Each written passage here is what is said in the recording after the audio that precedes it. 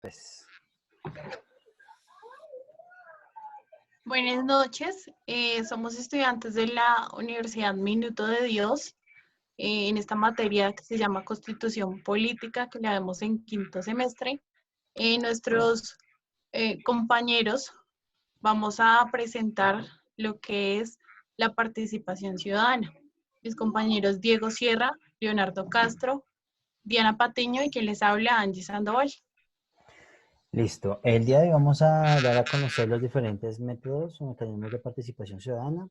Antes de iniciar con esta presentación, quiero citar una frase célebre, la cual nos dice: para los que no tenemos creencias, la democracia es nuestra única religión.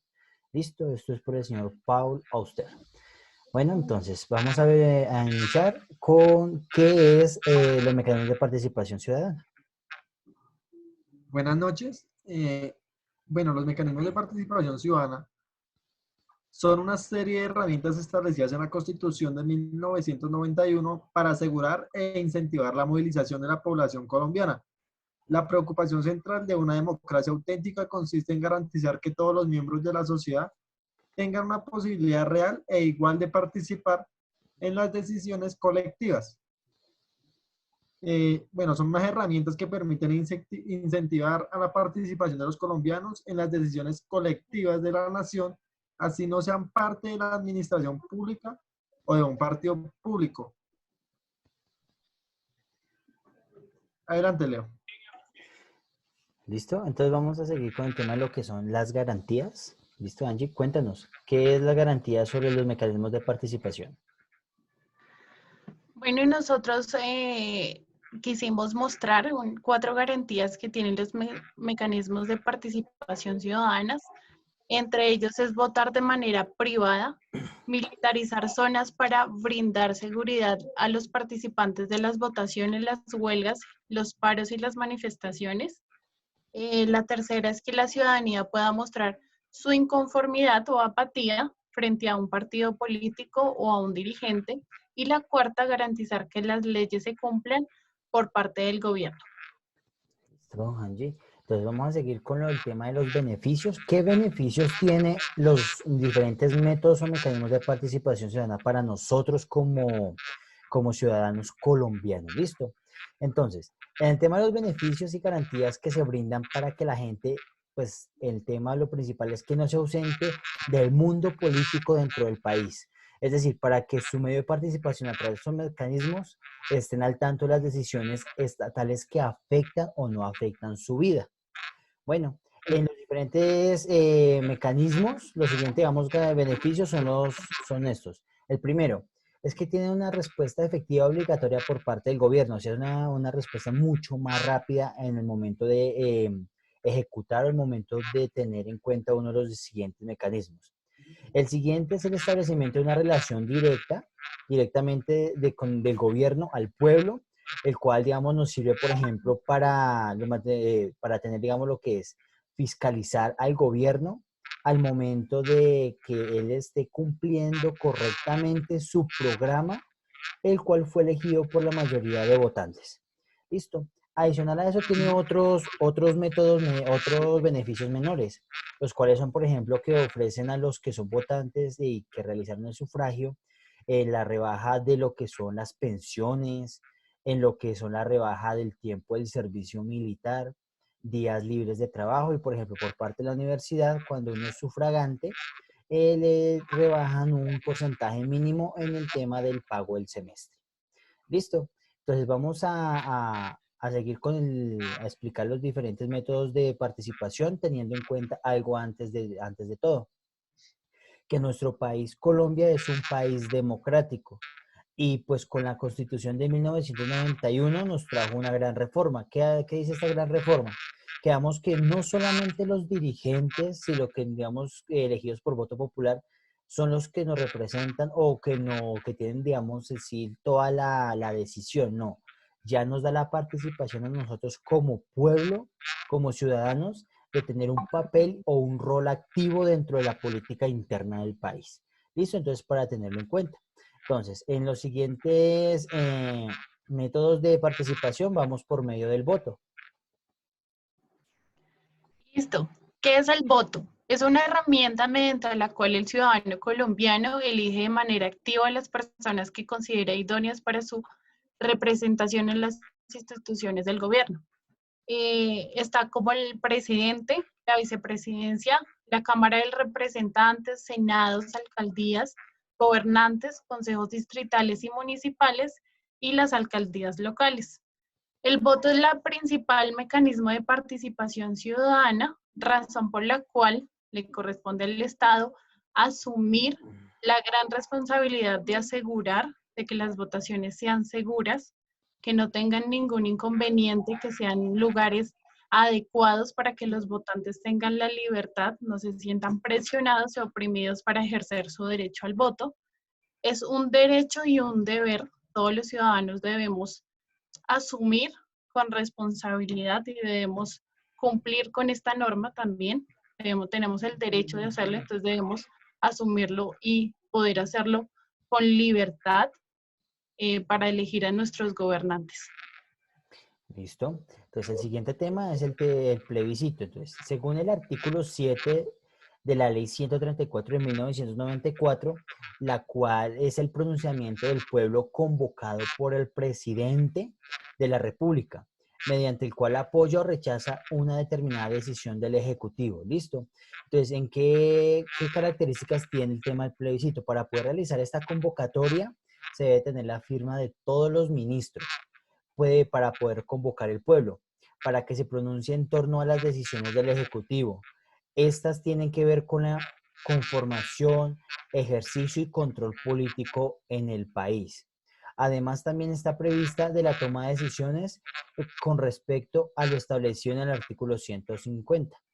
Listo, entonces, ¿qué nos dice este artículo? Que digamos que el tema del plebiscito es aprobar o improbar los tratados que el gobierno celebre con otros estados o con otras entidades de derecho internacional. Una de las características que tiene el plebiscito es que el plebiscito no se puede utilizar para modificar la Constitución. Adicional a eso, cuando el presidente toma la decisión de convocar a este plebiscito, se debe informar las razones y la fecha las razones por cuál se va a hacer la convocatoria y la fecha exacta de cuál se tiene que hacer, teniendo en cuenta que, digamos, el plebiscito no se puede tener una fecha menor a un mes. ¿Listo?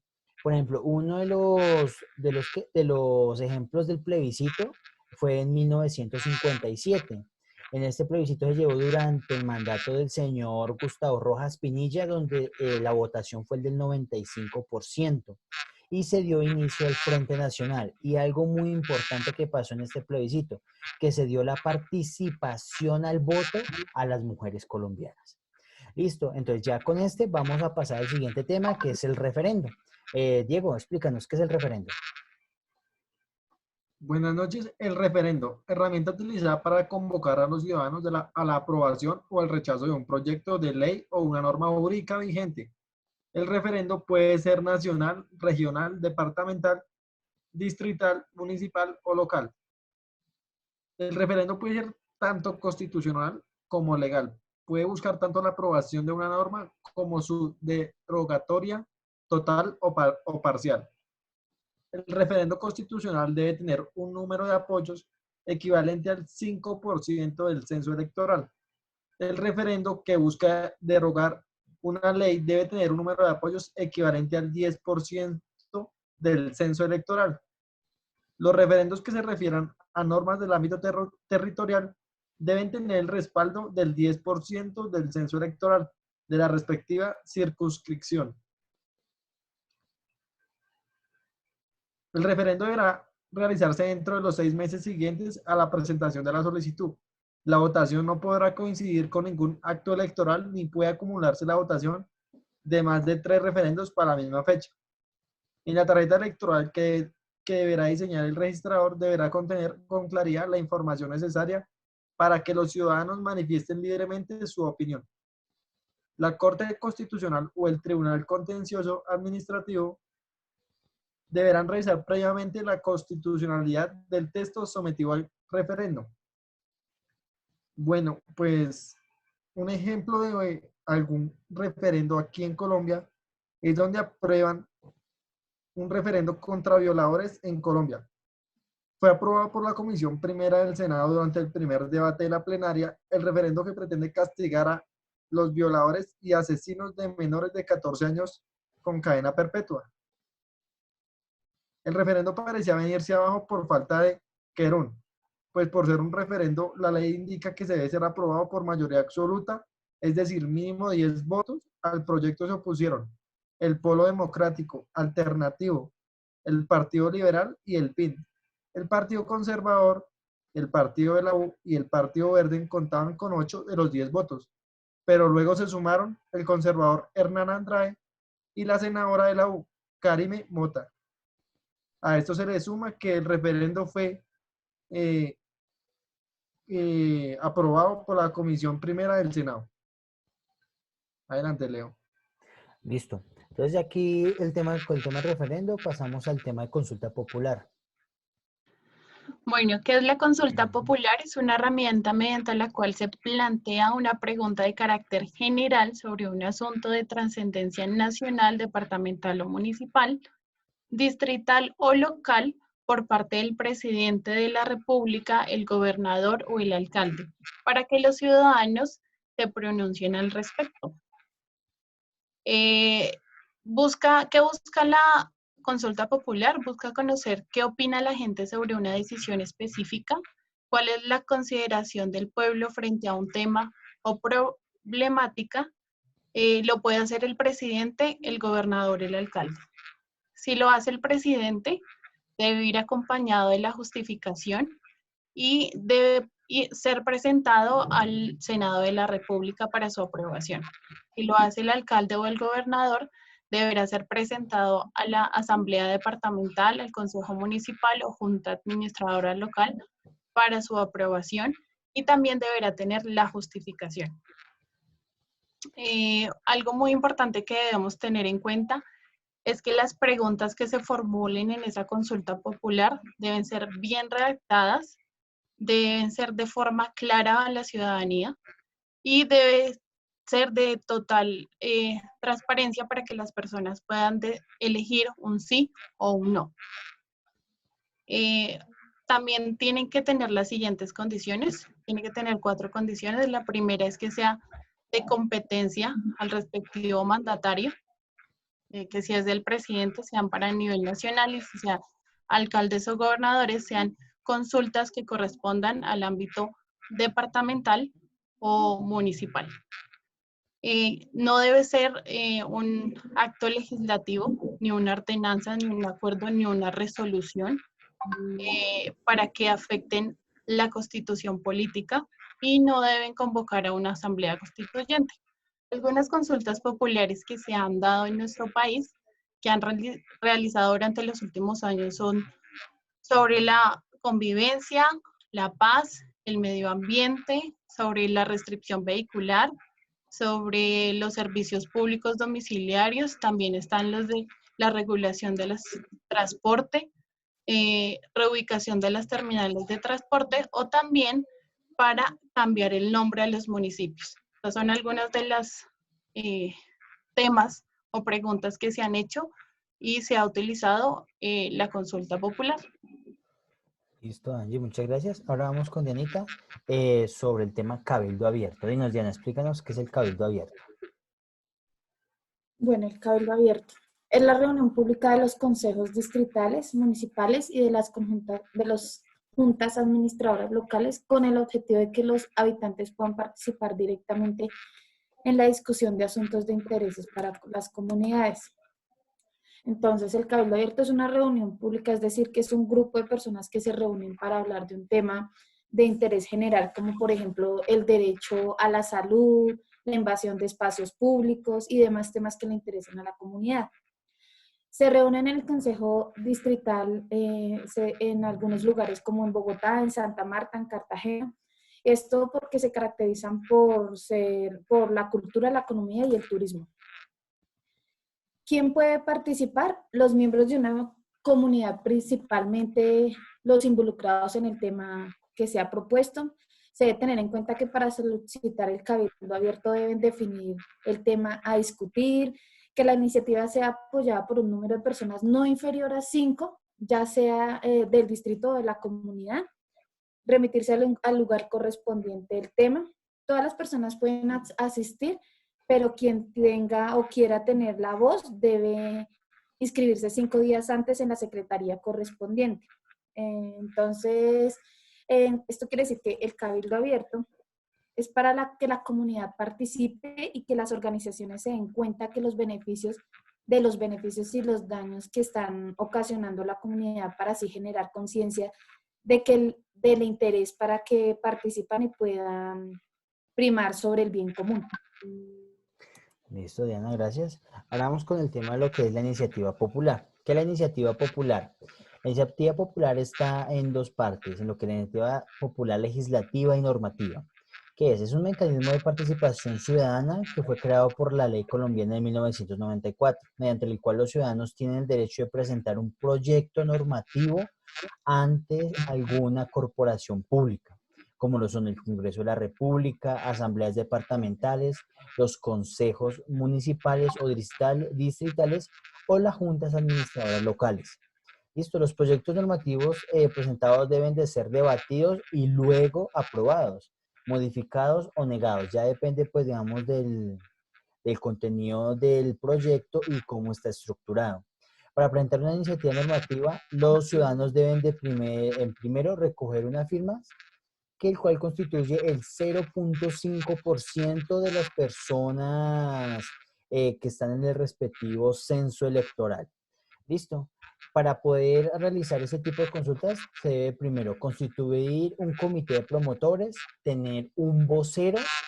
¿Listo? Si esto es logrado, la iniciativa se puede inscribir ante la Registraduría Nacional del Estado Civil para que revise la solicitud y entregue un formulario que sirve para el tema de la recolección de firmas, que por lo menos debe ser del 5%. Adicional a esto, se encuentra con un plazo de 6 meses. En Colombia ha habido 11 intentos de lo que son iniciativas populares. Hay dos temas, como está viendo, hay dos temas de diferencia de iniciativas populares.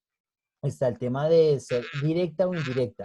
El tema de ser directa, la presentación de la iniciativa desemboca en un referendo para aprobarla o rechazarla. En el caso de ser una iniciativa indirecta, la petición es tomada en consideración por el legislativo, quien decide si convoca o no al referendo correspondiente. Listo.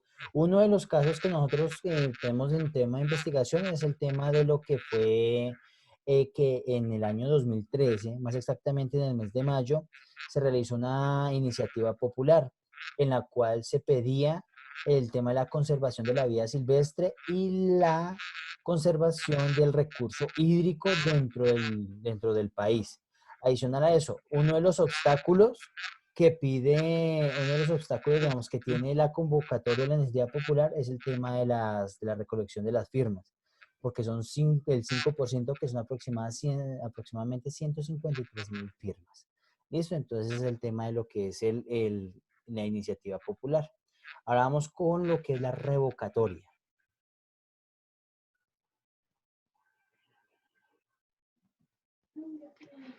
Listo, ¿qué es la revocatoria del mandato? Es un derecho político por medio del cual los ciudadanos dan por terminado el mandato que le han conferido a un gobernador o a un alcalde. Esto es solo para los alcaldes y gobernadores. ¿Por qué solo para ellos? Porque tienen un voto pragmático. Esto quiere decir que tienen un programa de gobierno el cual deben cumplir. Se pide revocatoria de mandato cuando no cumplen con lo estipulado en su programa de gobierno. Un grupo de ciudadanos en número no inferior al 40% de votos que obtuvo el gobernador o el alcalde, según el caso, solicita ante la Registraduría Nacional del Estado Civil que convoque a votaciones para revocar el mandato del funcionario mediante el formulario de firmas que además contiene las razones que fundamentan la revocatoria. Requisitos para presentar la revocatoria. Primero, la solicitud de revocatoria solo puede ser presentada después de 1 año de posesión del mandatario y cuando le falte menos de 1 año para finalizar su periodo constitucional. Cualquier ciudadano o organización social partido o movimiento político puede solicitar a la registraduría la revocatoria del mandato. La registraduría tiene un plazo de 8 días para verificar si su petición cumple con los requisitos. Una vez inscrito en la registraduría, entra el promotor o promotores de la revocatoria un formulario con los apoyos en los que deberá aparecer indicado el número de firmas que es necesario para inscribir la iniciativa y un resumen del contenido de la propuesta para que cualquier interesado pueda leerla antes de manifestar su apoyo o su firma. Para que la solicitud sea admitida, deberá contar con un número de firmas equivalente o por lo menos el 30% de los votos que haya obtenido el mandatario en las elecciones. Si se aprueba la solicitud, el registrador del Estado Civil deberá, dentro de 2 meses siguientes, convocar al pueblo para que se pronuncie a la revocatoria. La revocatoria será aprobada si se pronuncia a su favor la mitad más uno de los ciudadanos que voten en la convocatoria, siempre y cuando el número de votos no sea superior al 40% de la votación válida registrada en la elección del mandatario. Si es aprobada, la remoción del cargo se efectuará de manera inmediata y se procederá a convocar una nueva elección en la cual no podrá participar el mandatario revocado. Si la decisión popular es no revocar el mandato, no podrá volver a intentarse la revocatoria, no podrá volver a presentarse la revocatoria en lo que reste el periodo de mandato de este funcionario. Un ejemplo que tenemos de revocatoria de mandato es que por primera vez en la historia del país, desde que existe la figura de revocatoria de mandato, un municipio logra los votos necesarios para sacar del cargo al alcalde del turno. ¿Cuál es este municipio? Un municipio de Boyacá, el municipio se llama Tasco. Esta revocatoria se presentó en julio del 2018 con más de 1.609 votos a favor de la revocatoria del mandatario que estaba en ese momento, Nelson Javier García Castellanos.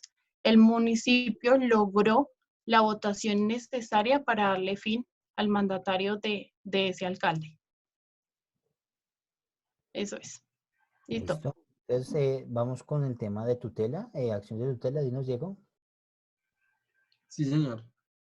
Bueno, la acción de tutela es como se denomina un mecanismo previsto en el artículo 86 de la Constitución Política de Colombia, que busca proteger los derechos constitucionales de los individuos cuando cualquiera de estos resulten vulnerados o amenazados por la acción o la omisión de cualquier autoridad pública. La acción procede en algunos casos cuando se viola de manera directa ciertos derechos de carácter fundamental, como mecanismos transitorios cuando se busca evitar un prejuicio irremediable, cuando se busca en aquellos casos en los cuales no haya ningún mecanismo idóneo para proteger un derecho. Tenemos diferentes características de la acción de tutela, los cuales son de acción inmediata, porque su propósito es otorgar sin dilaciones la protección solicitada, sencilla o informal, porque no ofrece dificultades a su servicio. Específica, porque se contrae a la protección exclusiva de los derechos fundamentales. Eficaz, porque en todo caso exige el juez un pronunciamiento de fondo para conceder o negar el amparo del derecho. Preferente, porque el juez le tramitará con prelación a otros asuntos, salvo la acción de habeas corpus. Los plazos son perentorios e improrrogables. Adelante, Leo. Listo. Entonces vamos a ver con el tema de lo que es la veeduría. ¿Listo? Entonces, ¿qué es una veeduría? La veeduría ciudadana son mecanismos de control social mediante los cuales los ciudadanos ejercen su derecho de participación para el seguimiento, vigilancia y fiscalización de la gestión pública. Adicional, es de carácter cívico, voluntario, independiente y ante todo neutral. No persigue el interés, el interés o el beneficio personal. No persigue, digamos, Las veedurías ciudadanas son de carácter temporal y no constituyen un órgano de dependencia del Consejo de Participación Ciudadana. Y su objetivo central es la prevención de actos de corrupción. ¿Listo? Entonces, ¿quién puede integrar una veeduría ciudadana? Personas naturales y representantes de organizaciones sociales, de manera individual o colectiva. Y además, su actividad es independiente de las instituciones públicas, como de las influencias políticas, partidistas o de interés particular. ¿Listo? ¿Para qué entonces nos sirve lo que son las veedurías? Entonces, es un ejercicio de vigilancia ciudadana, transparente en asuntos de interés público, en todos los niveles de gobierno, que aporta al fortalecimiento de la democracia, poder ciudadano, desarrollo social y buen vivir. Entonces, ¿cómo funcionan estas veedurías? Entonces, las veedurías ciudadanas se rigen por los principios de autonomía, responsabilidad y corresponsabilidad. También el pluralismo, independencia, transparencia, eficacia, celeridad y criterios de equidad, en observancia de los principios contemplados en la Ley Orgánica de Participación Ciudadana. ¿Listo? Ante este aumento de riesgos, la corrupción de moderado a medio de la escala de la ONG. Entonces, en el siguiente caso es sobre el tema de un señor, el gobernador de Caldas, que integra un programa llamado Obras Públicas Visibles y capacita en su función de promover la conformación de veedurías ciudadanas. Entonces, ¿cuál es su lema? Que para que todos seamos gobernantes y gobernados, que es uno de los principios de la democracia y la transparencia es esencial. Esto dijo el señor Camilo Vallejo, el gerente de la Corporación Cívica de Caldas. Precisamente, esta veeduría ciudadana había manifestado su preocupación por los resultados del mencionado índice. Entonces, ¿qué hizo el señor? El líder de esta organización agregó que el fortalecimiento de estas figuras le devuelven la importancia a su rol como gobernador. Entonces, pidió que los gobernantes confíen en ellas y señaló que el acceso a la información sobre la administración pública permite romper los abusos y el tema de la corrupción en el poder. Listo, entonces ahí el tema de la veeduría ciudadana es algo muy importante, ya que todos podemos ser partícipes y tener, digamos, la vigilancia sobre todo lo que sea de carácter público y evitar corrupción. Listo, ahora vamos con el tema de lo que es la acción de cumplimiento. Diana, coméntanos qué es la acción de cumplimiento. Bueno, la acción de cumplimiento es un recurso contemplado en la Constitución Política de Colombia, a través de la cual los ciudadanos pueden exigir el cumplimiento de una ley o de un acto administrativo. La acción de cumplimiento se utiliza para hacer efectivas las leyes. La acción de cumplimiento la puede presentar cualquier persona ante los jueces y tribunales administrativos, así como la organización social, no gubernamentales o los servicios públicos, servidores públicos. Entonces, la acción de cumplimiento sirve para que los ciudadanos hagan efectiva la aplicación de una ley o una norma que consideren que no sea respetada en su barrio, en su comunidad, en el edificio, en un conjunto residencial, localidad o en una administración no oficial, y cuyo incumplimiento genera graves perjuicios a sus derechos. Este mecanismo es similar a la tutela, solo que la diferencia es que radica en la acción de cumplimiento y se utiliza para hacer efectivas las leyes. En cambio, la tutela protege a los derechos fundamentales de las personas. La acción de cumplimiento, como ya lo había dicho, lo pueden presentar cualquier persona ante los jueces, tribunales administrativos, así como las organizaciones sociales no gubernamentales y los servidores públicos. También control general, los procuradores delegados regionales y provinciales, el procurador general y los personeros municipales. ¿Listo? ¿Listo? Entonces, en resumidas cuentas, estos métodos o estos, sí, de participación ciudadana nos ayudan a nosotros como personas a tener un acto, digamos, y tener una presencia dentro de la política interna de un país para verificar en qué se está fallando, cómo se está fallando, cómo se está ejecutando, perdón, y cómo nosotros podemos participar y aportar dentro de la política. Angie, ¿tú qué opinas sobre estos métodos de participación? Creo que nosotros a veces como colombianos tenemos desconocimiento en estos métodos de participación ciudadana que son muy importantes o no le damos la importancia requerida. Entonces a veces no los tenemos en cuenta y no aprovechamos los beneficios que estos cumplen porque nos hacen a nosotros como ciudadanos partícipes de la vida política, como reguladores, como el ente central y si no los utilizamos no hacemos que nuestro país, que tiene esa democracia participativa, sea considerado así. Debemos nosotros como ciudadanos también utilizar y conocerlos. Listo. Diego, una pregunta, digamos, en el caso del voto, ¿por qué la gente no le coloca tanto interés, por ejemplo, el momento de realizar una elección? Usted, digamos, ¿cuál es su punto de vista frente a eso? ¿Me repite la pregunta, por favor? Que frente al voto, usted, ¿cómo, digamos, por qué las personas no tienen la participación suficiente, sí, frente a este mecanismo? ¿Por qué motivo? De pronto, frente al voto, las personas no tienen conocimiento porque ellas, sea como sea, digámoslo así, les da igual una acción de voto. Para ellos no les importa quién gane y quién tome posición frente al cargo. Si usted me pregunta que sobre el voto, mi opinión y yo personalmente nunca he votado. ¿Por qué? Porque la verdad no me gusta la política o me gusta la política, pero nunca he escogido a un mandatario que sepa regir las leyes bien del pueblo. Es mi opinión. Listo, Dieguito. Entonces, Diana, ¿cuál es su opinión frente al tema de cumplimiento de sí, de los métodos de participación que tenemos?